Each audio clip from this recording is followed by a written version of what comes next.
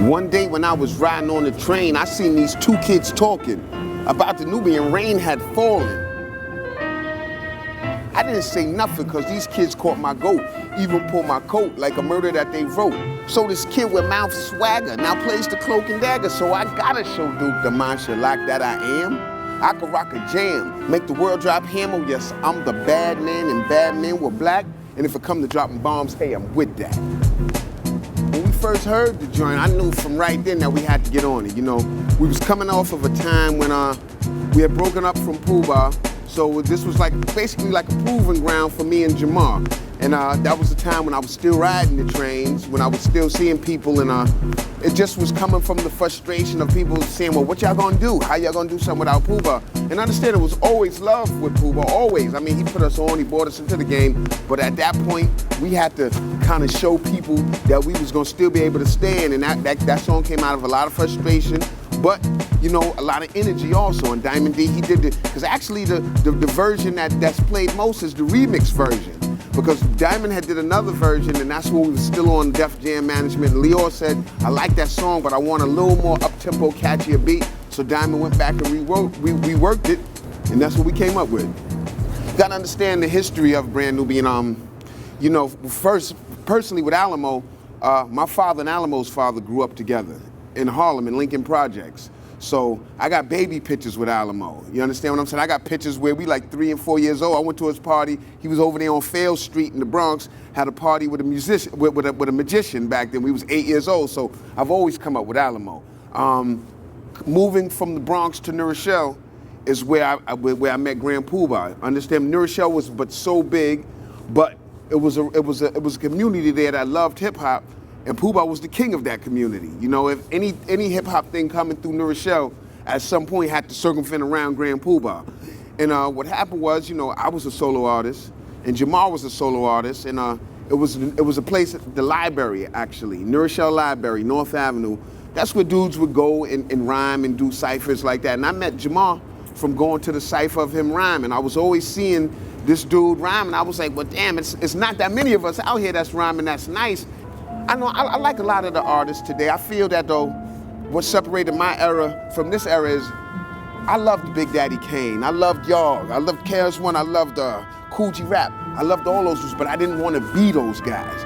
I changed my name from Derek X to Sadat X in the year, I think it might have been about 89, 90, because basically I was doing a lot of stuff with Grand Pooh Bah and Jamar, and they were affiliated with the 5% Nation. See, I had always known the guards from growing up in Melrose and Jackson Projects, Concourse Village. I had always seen the guards and was attracted to them. But when I went up to New Rochelle, I really was able to learn the lessons and some of the philosophies of the 5% Nation. And in dealing with them, I wanted to take a name that was reflective of that. And I came up with Sadat, you know, and Sadat meant that I was my own self-savior, and also coming behind Anwar Sadat, who was a great black president of Egypt.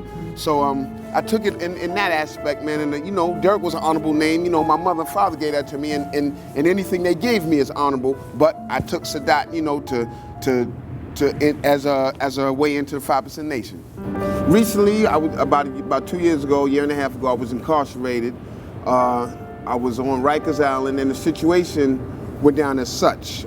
It was the train strike in New York, so it wasn't no trains running, because I remember that morning I was supposed to go downtown for an interview with some people from Japan.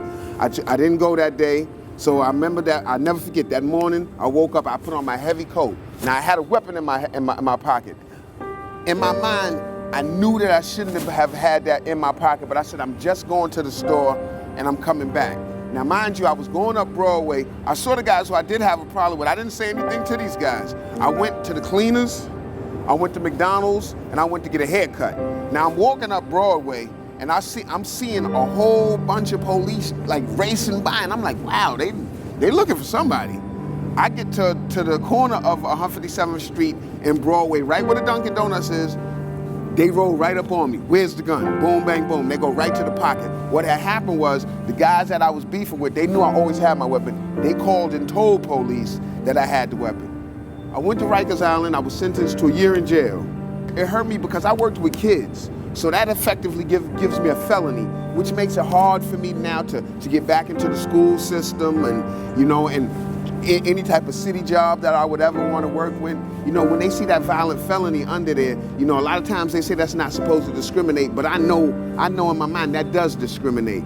Rikers Island, you know, it wasn't a place, man, where you want to be, man. I mean, I got through it, you know. The most thing was boredom. I was bored a lot of times. I read as much as I could read, you know, because I'm a voracious reader, so I read everything and anything. So I must have read 3-4 boxes of books about any subject, from 48 Laws to all types of creative thinking books and such.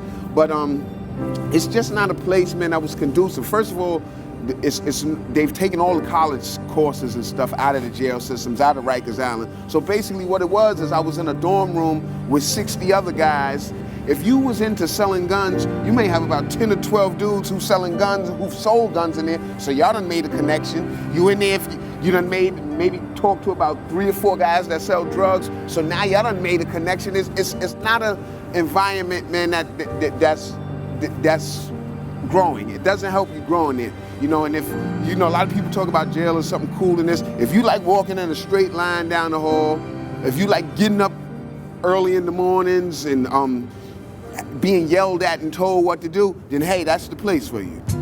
I try not to come off as one of the old school rappers that's a hater. You know what I'm saying? I try to understand, you know, because a lot of time I hear the old school rappers and they're like, well, this, we don't get the respect, this and that. To me, in order to get the respect, you still got to be out here making that good music. If you make some bullshit, per se, I'm gonna say it's some bullshit too. You understand? You gotta, if you're gonna be old school and you wanna stay in this game, then you gotta keep up with this game. If you wanna blame somebody, blame your mother and your father for having you 15 to 20 years too soon.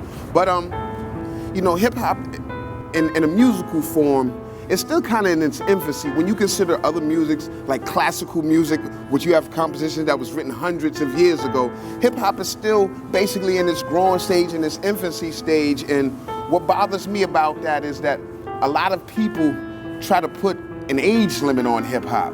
They try to be like, well, when are you gonna stop rapping and this and that? Well, should I have to stop? I mean, it's a whole generation of people that's my age that still love hip hop.